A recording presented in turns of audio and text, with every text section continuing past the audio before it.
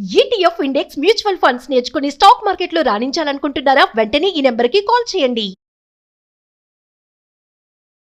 అమ్మ నమస్తే అమ్మ. శ్రీ గురుభ్యే నమః, శ్రీ మాత్రే నమః. నమస్తే అమ్మ. అమ్మ శ్రావణ మాసంలో ప్రతిరోజు ప్రత్యేకతే. ప్రతిరోజు అందరం ఎదురు చూస్తున్న మంచి శుభదినం అని చెప్పుకోవాలి.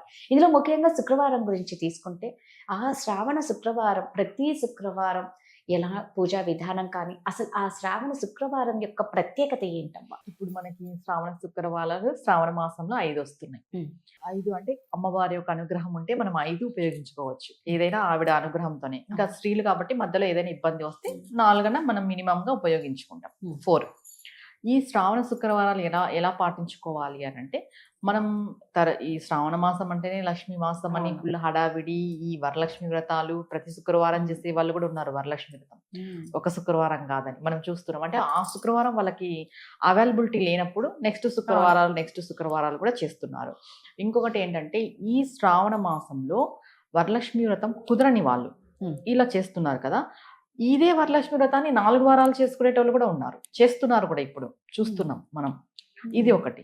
మనం ఎలా చేసుకోవాలి? మామూలుగా వరలక్ష్మి వ్రతం కాకోకుండా ఒక శుక్రవారం వరలక్ష్మి వ్రతం చేసేస్తాం. కానీ వరలక్ష్మి వ్రతం చేసినా ఇప్పుడు నేను చెప్పే పూజ కంపల్సరీ చేసుకోవాలి. అంటే ఇప్పుడు మనం ఎప్పుడు ఏది చెప్తాం, ఏ వారం అయితే ఏ పూజ మొదలు పెడతామో ఆ పూజ అన్ని వారాలు చేసుకోవాలని చెప్తాం. ఎన్ని రెమెడీస్ ఉన్నాయంటే అన్ని రెమెడీస్ చాలా ఉన్నాయి. పూజ వేరు, వ్రతం వేరు. అసలు మామూలుగా ఇంకా వారాల పూజ వేరు, వారాలను పట్టుకొని పూజ చేసేది వేరు. ఇప్పుడు మనం 5 శుక్రవారాలు ఎలా చేసుకోవాలని చెప్తున్నాం.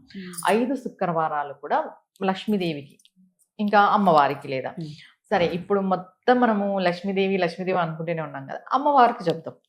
ఈ శుక్రవారాలు అమ్మవారికి ఎలా చేసుకోవాలి అంటే, లలిత అమ్మవారికి కానీ దుర్గా అమ్మవారికి కానీ ఈ శుక్రవారాలు ఎలా చేసుకోవాలి శ్రావణ మాసంలో అనే విషయం మనం చెప్తాం.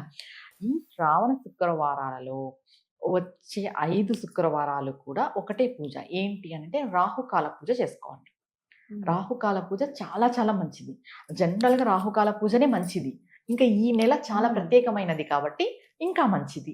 ఎందుకు రాహుకాల పూజ అనంటే, మనకేవైనా రాహుగ్రహ ప్రభావము, దుష్ప్రభావం మన జాతకంలో ఉంది అని ప్రతి ఒక్కరికి ఉంటది. రాహువు ఉంటే అయితే హైలో ఉంటాడు, లేదా లోలో ఉంటాడు, తొక్కి పెట్టి నారదిస్తా ఉంటాడు. అది మనకు అర్థమైపోతుంది మన జీవితంలో మనం పడే కష్టాలు బట్టే. అలాంటప్పుడు ఏం చేస్తారు, హైలో ఉన్న ఆయన్ని మనం అనుగ్రహించమని అడక్క తప్పదు, లోలో ఉన్న దీని నుండి బయటికి తీసేయమని తప్పదు. ఈ రాహుగ్రహ ప్రభావం తగ్గించడానికి, అంటే దుష్ప్రభావం తగ్గించడానికి ఈ రాహుకాల పూజ, శ్రావణ మాస శుక్రవార రాహుకాల పూజ చాలా చాలా పనికొస్తుంది. శ్రావణ మాస శుక్రవార రాహుకాల పూజ ఇది ఎలా చేసుకోవాలి అని అంటే, ఫస్ట్ ఇంట్లో రాహుకాలం మొదలవుతుంది మనకి. కంపల్సరీ శుక్రవారం 10:30 నుండి 12 గంటల వరకు ఉంటుంది రాహుకాలం. ఈ 10:30 నుండి 12 గంటల వరకు మీరు ఆ రోజు దుర్గా అమ్మవారి యొక్క అష్టోత్తరము, దుర్గా అమ్మవారి యొక్క స్తోత్రము చదువుకోవాలి. అంటే దుర్గా సప్తశ్లోకి స్తోత్రం అనేది ఒకటి వస్తుంది. అంటే ఈ 700 శ్లోకాలు కలిపి 7 శ్లోకాలుగా ఇచ్చారనమాట. దేవి భాగవతంలో ఉన్న శ్లోకాలన్నీ కలిపి దీంట్లో వస్తాయి. దుర్గా సప్తశ్లోకి పారాయణం ఇది. తర్వాత దుర్గా అష్టోత్తరం 10:30కు మొదలైపోతుంది కదా.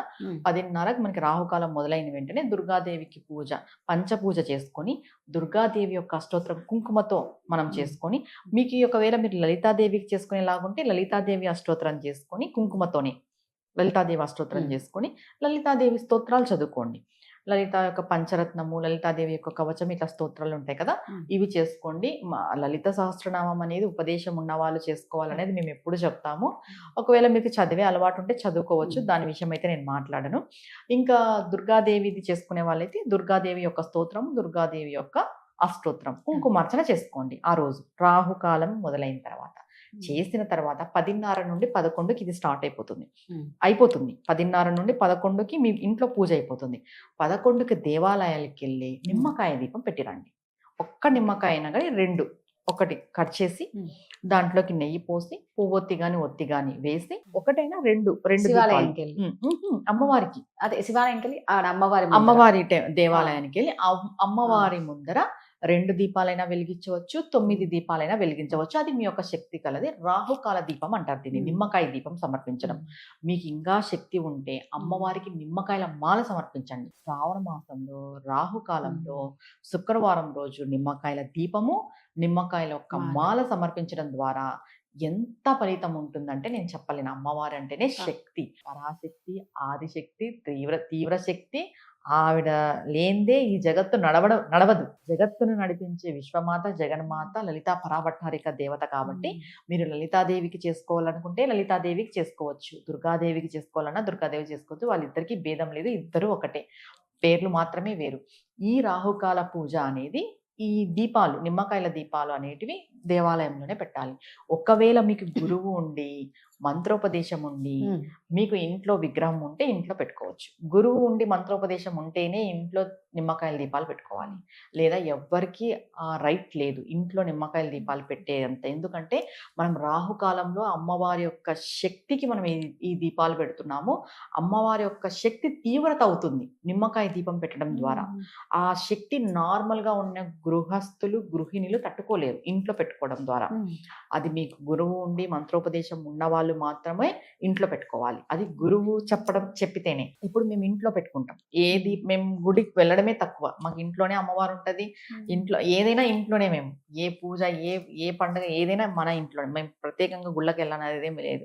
ఎందుకంటే మేము శ్రీ విద్యలో ఉన్నాం కాబట్టి మేము ఇంట్లో చేసుకున్నది అదే మాకు దేవాలయం, అక్కడే మాకు అమ్మవారు ఉంటది. అట్లా కాబట్టి ఇప్పుడు నార్మల్ గృహస్థులకు అలా కాదు. మీరు కంపల్సరీ దేవాలయానికి వెళ్ళి మీ కోరిక మేరకు మీరు ఏదైతే సంకల్పం అనుకున్నారో ఆ సంకల్పం మేరకు ఈ నిమ్మకాయల దీపము, ఈ నిమ్మకాయల మాల సమర్పించండి.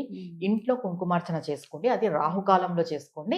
ఇలా శ్రావణ మాసంలో వచ్చే 5 శుక్రవారాలు కూడా చేసుకోవాలి. రాహుకాలంలోనే చేసుకోవాలి. నిజంగా అంటే ఎంత మీరన్నారు, ఒక్కొక్కటి ఒక్కొక్క విధానము. పూజ ఒకలా, వ్రతం ఒకలా.